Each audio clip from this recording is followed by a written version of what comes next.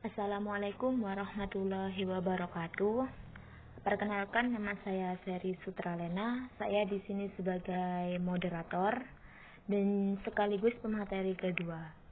Sebelum dimulai materi, sebelumnya saya mengucapkan terima kasih kepada Ibu dosen yang telah sudi mendengarkan presentasi dari saya, yang kemudian juga kepada teman-teman sekalian yang saya sayangi dan saya cintai, yang telah repot-repot mau membuka YouTube untuk melihat presentasi video dari kelompok kami. Oke, untuk mempersingkat waktu, langsung saja kita ke materi tentang dana pensiun.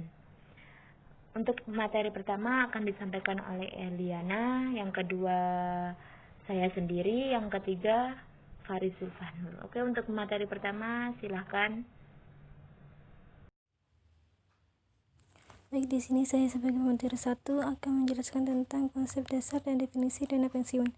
Nah, dana pensiun adalah hak seseorang untuk memperoleh penghasilan setelah bekerja sekian tahun dan sudah memasuki usia pensiun, atau ada sebab-sebab lain sesuai dengan perjanjian yang telah ditetapkan. Penghasilan ini biasanya berupa uang yang dapat diambil setiap bulannya atau diambil sekaligus pada saat seseorang memasuki masa pensiun. Hal ini tergantung dari kebijakan yang terdapat dalam suatu perusahaan. Ini dana pensiun ini hanya untuk orang yang sudah berumur, yang sudah waktunya untuk pensiun. Yaitu dari mana uang dana pensiun itu? Dana pensiun itu diambil dalam iuran setiap karyawan itu gajian setiap bulannya. Terus di sini pengertian dana pensiun menurut Undang-Undang Nomor 11 Tahun 1922 adalah badan hukum yang mengelola dan menjalankan program yang menjanjikan manfaat pensiun. Menurut Kamus Besar Bahasa Indonesia 2002-2008, dana pensiun didefinisikan sebagai lembaga yang keuangannya diperoleh dari iuran tetap para peserta ditambah penghasilan perusahaan yang disisihkan, dan para peserta berhak memperoleh bagi keuntungan setelah pensiun. Jadi dana pensiun adalah definisi sebagai sekumpulan aset yang dikelola dan dijalankan oleh suatu lembaga untuk menghasilkan suatu manfaat pensiun, yaitu suatu pembayaran berkala yang diberikan kepada peserta pada saat dan dengan cara yang tetap dalam ketentuan yang menjadi dasar penyelenggaraan program pensiun, di mana pembayaran manfaat tersebut dikaitkan dengan pencapaian usia tertentu. Terus, landasan hukum operasional dana pensiun. Undang-Undang Dana Pensiun Nomor 11 Tahun 1992 merupakan kerangka hukum dasar untuk dana pensiun swasta Indonesia. Undang-undang ini didasarkan pada prinsip kebebasan untuk memberikan janji dan kewajiban untuk menepatinya, yaitu walaupun membentukkan program pensiun bersifat sukarela, hak menerima manfaat harus dijamin. Nah, di sini kan sudah dana pensiun ini kan sudah ada undang-undangnya, jadi kan tidak usah khawatir ketika karyawan tersebut itu sudah pensiun. Mungkin itu saja yang bisa saya sampaikan, kurang lebihnya saya serahkan kepada pemateri kedua. Oke, Assalamualaikum warahmatullahi wabarakatuh. Perkenalkan, nama saya Seri Sutralena. Saya akan melanjutkan materi yang kedua, yaitu tentang tujuan, fungsi, dan jenis dana pensiun serta lembaga pengelola dana pensiun. Yang pertama ada tujuan dana pensiun. Tujuan dana pensiun yang pertama yaitu memberikan rasa aman. Artinya sebagai seorang pekerja, kita tidak akan khawatir lagi saat kita tua nanti. Walau tidak bekerja, kita masih mendapatkan gaji. Kemudian yang kedua adalah sebagai bentuk kompensasi. Nah, sebagai bentuk kompensasi ini artinya semasa kita bekerja menjadi karyawan, walaupun kita jika diadakan program dana pensiun, kita akan merasa seperti mendapatkan sebuah imbalan, walaupun kompensasi bentuk tersebut hanya bisa dinikmati di hari tua saja. Namun yang perlu ditekankan bahwa dana pensiun itu tidak untuk dinikmati hari di masa tua itu tidak menjadi patokan. Bisa saja dana pensiun itu diberikan pada saat kita belum tua. Kemudian yang kedua ada fungsi dana pensiun. Yang pertama sebagai asuransi. Misalnya kita sewaktu bekerja terjadi sebuah kecelakaan berat yang mengakibatkan kita terkena cedera parah. Sedangkan kita tidak sanggup membayar pengobatan tersebut, maka kita bisa menggunakan dana pensiun dalam bentuk asuransi ini sebagai gantinya.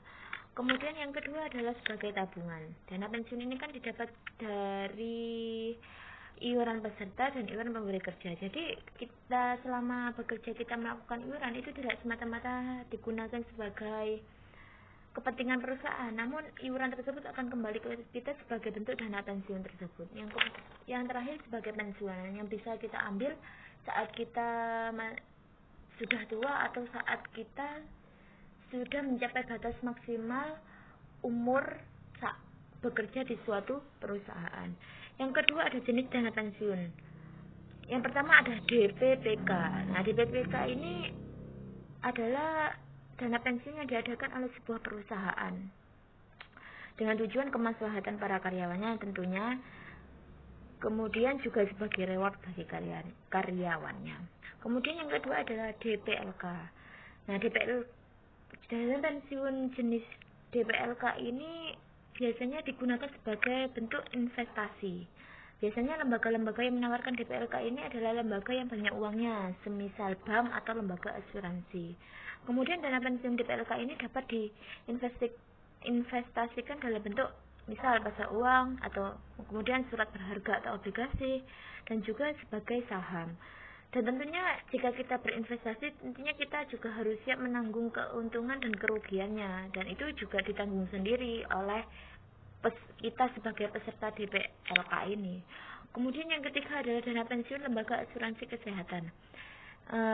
Dana pensiun lembaga asuransi kesehatan ini ya diadakan oleh lembaga asuransi kesehatan.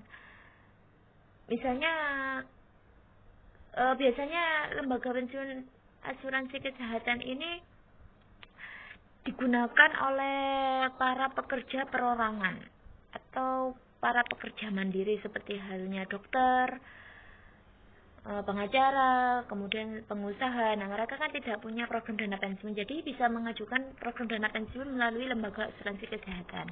Kemudian ada lembaga pengelola dana pensiun. Dalam undang-undang itu lembaga pengelola dana pensiun itu ada dua, yaitu DPPK dan DPLK.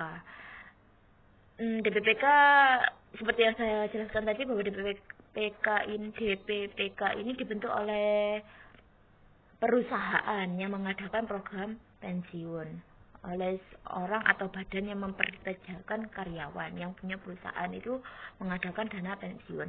Kemudian ada DPLK. Nah, DPLK ini seperti yang saya jelaskan tadi, misalnya ada lembaga keuangan seperti bank. Nah, ini menawarkan sebuah dana pensiun.